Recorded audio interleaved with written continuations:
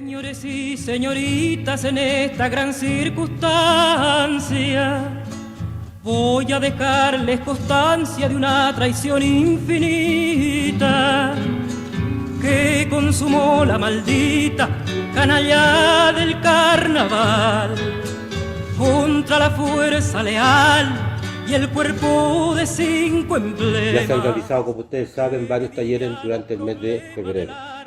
Esta vez nos corresponde presentar a Pablo Varas Pérez, profesor de Historia, más de 8 años de cárcel por razones políticas. Entonces creo que esta presentación es muy importante para este proyecto que estamos realizando con respecto a los 50 años del golpe de Estado de 1973. Desde el 78 en adelante comienza a restringirse aún más. ¿Ya? Yo entro del 81 en la prisión y cuando llego a la cárcel pública eran 17 presos políticos. O sea, no habían 400. ¿Ya? Yo entro del 81, habían 17 presos políticos. Cuando salgo del 89 habían 400 presos políticos. Ya habían aumentado mucho. Y durante ese periodo habían muchos entrados y también habían otros que habían logrado salir por el efecto, por el buen trabajo de los abogados, particularmente de los derechos humanos. Las condiciones de vida dentro de las prisiones tienen también sus particularidades. Nosotros siempre hemos sostenido, o sostuvimos siempre, de que a la cárcel no llegan los derrotados. A la cárcel llegan los temporalmente vencidos. Porque siempre existirá la posibilidad de superar la derrota, porque es una cuestión histórica. ¿No? Un país derrotado tiene la mínima posibilidad de ser victorioso en algún momento, de un regimiento también ser victorioso en otro momento, de un general ganar más estrellas en otro momento, ¿no? Entonces, la cárcel no fue un lugar al cual nos hayan arrojado para morirnos ahí. La cárcel fue un lugar de reflexión, de estudio, pero particularmente de elaboración en lo que nosotros conocimos como el movimiento de derechos humanos. Es decir, comenzamos a sistematizar desde las prisiones un pensamiento que hasta el día de hoy se mantiene presente, que es el movimiento de los derechos humanos, el respeto a la dignidad del hombre, pero no solamente el derecho para condenar a la tortura, la prisión política o el exilio, sino que contemplar los derechos como una cuestión inalienable en la vida del hombre, el derecho a la vivienda, el derecho a la educación, el derecho a una pensión digna, el derecho a expresarse libremente frente a otro, ¿no? Y que no sea eso el motivo de condena, tortura o delito, ¿ya? Entonces, esa fue las condiciones al interior de las cárceles, a pesar de que las cárceles siempre tienen el mismo olor, son muy sombrías, oscuras. Se trató de revertir esa situación, ¿no? De vivir en buenas condiciones. Las relaciones con nuestra familia eran durante 3 veces a la semana, 4 horas y media, horas de visita durante la semana. Y durante muchos años todos los presos y prisioneras políticas vieron crecer a sus hijos, viéndolos solamente los días sábados, porque de lunes a viernes tenían que estar en la escuela. Durante las vacaciones sí iban más seguido. No sé, la situación de los presos fue particularmente comprometida en muchos aspectos. Primero porque desde la cárcel había que también ser sostén ideológico, no económico, sostén ideológico de la pareja y ser también no un padre, la mitad de padre. La mitad del padre estaba preso y la otra mitad del padre estaba la norma que establecía el cuidado con los hijos. Dentro de lo cotidiano puedo contarles de que se hacía trabajo artesanal. Hacíamos palomas de lana, palomas de hueso, se hacían carteras, nosotros mismos hacíamos nuestra comida y tuvimos que hacer nuestra comida porque el año 81 la Central Nacional de Información de la Policía envenenó la comida de un grupo de presos políticos. Un día domingo, una familia, una mamá va a dejar ensalada a su hijo y la comparte con los compañeros de la celda. En el traspaso, cuando llega la comida a la oficina de gendarmería y llega a la celda del preso, en ese trayecto le botaron botulina. ¿De acuerdo? La botulina, eso significó de que de esos 7 presos que comieron esa ensalada, hubieron 2 muertos.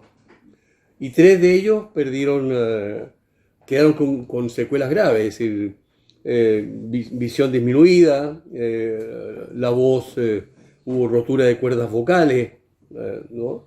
Fue un hecho muy conocido y finalmente se sabe que fueron agentes del Estado los que tiraron esa comida, pero no para matar a los presos, sino para ensayar lo que hicieron, lo que ya habían hecho, ¿no? Para demostrar si había funcionado, que fue el asesinato de Frei. El presidente Frei fue envenenado. Presidente Frei decimos nosotros porque gobernó del 64 al 70, ¿de acuerdo? Entonces ahí también hubo envenenamiento.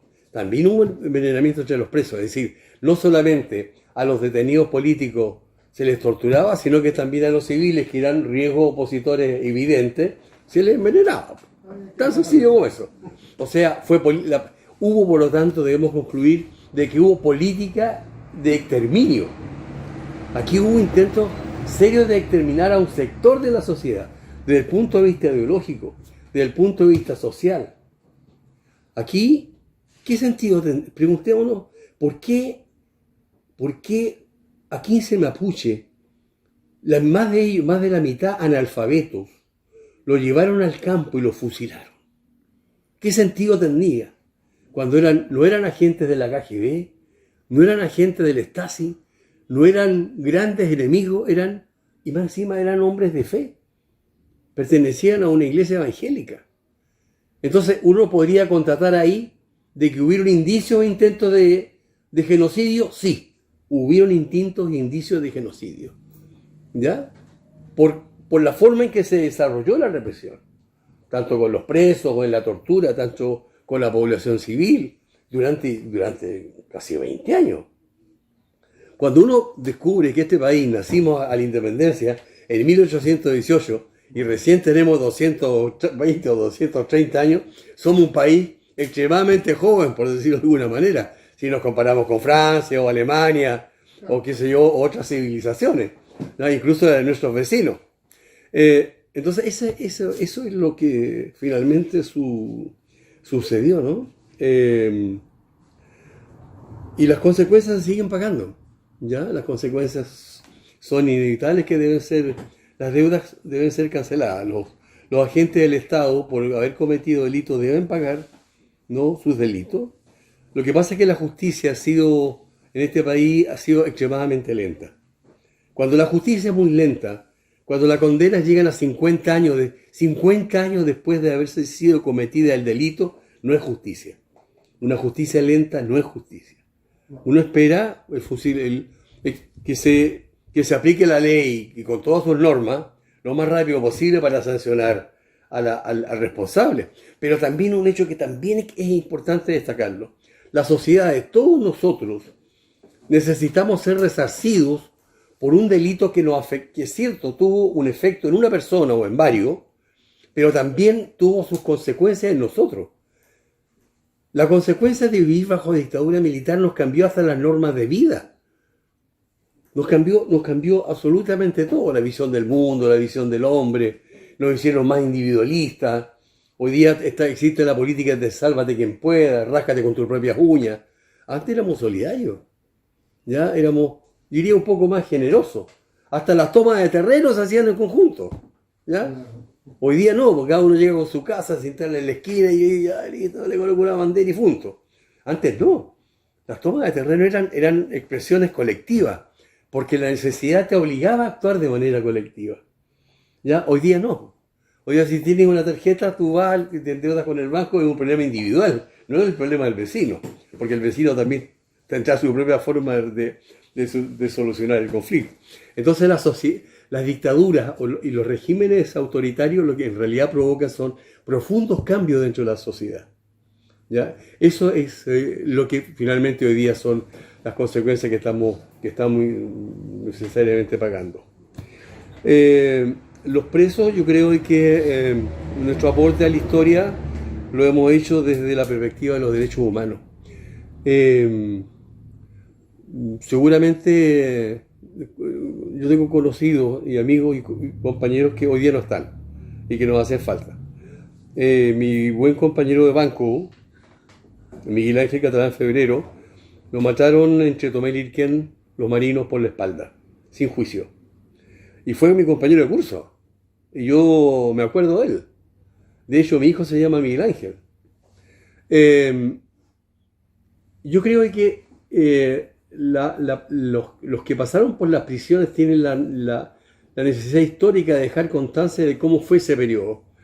Porque siempre todos los periodos de la historia tienen dos formas de leerla. Los vencedores, que escriben la historia, y los vencidos, cómo la cuentan, cómo la narran.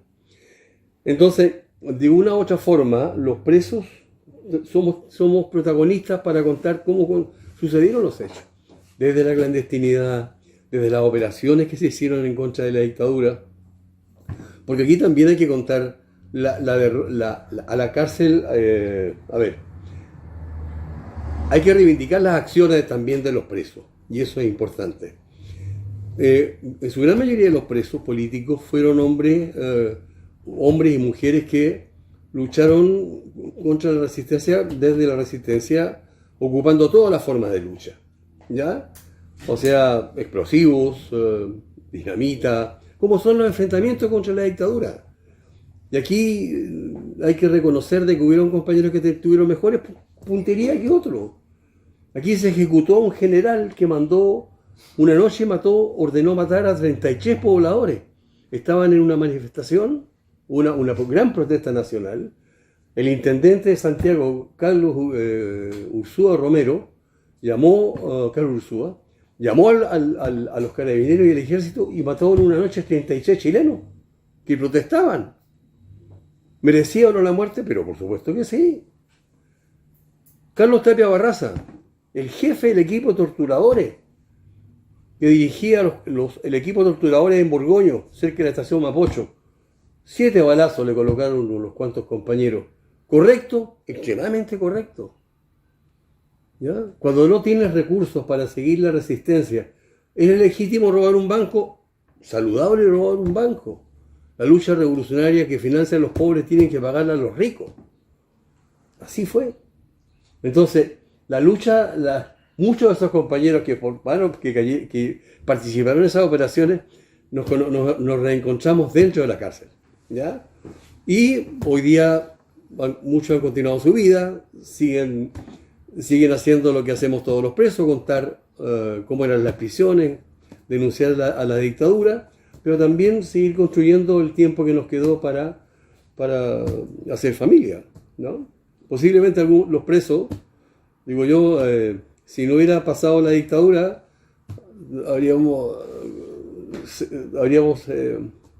llevado una vida normal, una casa con 3 dormitorios, baño y cocina, con patio, un auto de ocasión, pero se tomaron otras determinaciones que eran necesarias frente a la historia.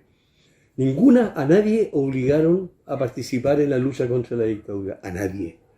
Todos nuestros compromisos fueron voluntarios y lo hicimos por principio y por ideología. Nosotros nos quedamos en el bando de la izquierda y nuestro eterno enemigo y adversario será la derecha. Tan sencillo como eso. No hay otra explicación. Yo quiero un mundo más justo, lo verán desde otra perspectiva, más egoísta. Pero me parece que en este mundo uno debe ser bastante más generoso para que se partan, como dice, ¿no?, el gran libro, el primer gran libro, saber repartir de mejor forma los panes y los peces, que es la mejor forma de vivir en sociedad.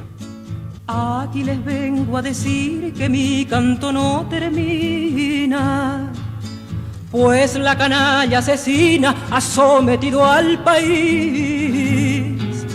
Se desangra nuestra tierra y peligra el continente. Se incendia la cordillera un día 11 de septiembre y Chile sigue llorando a don Salvador Allende, y el mundo sigue llorando a don Salvador Allende.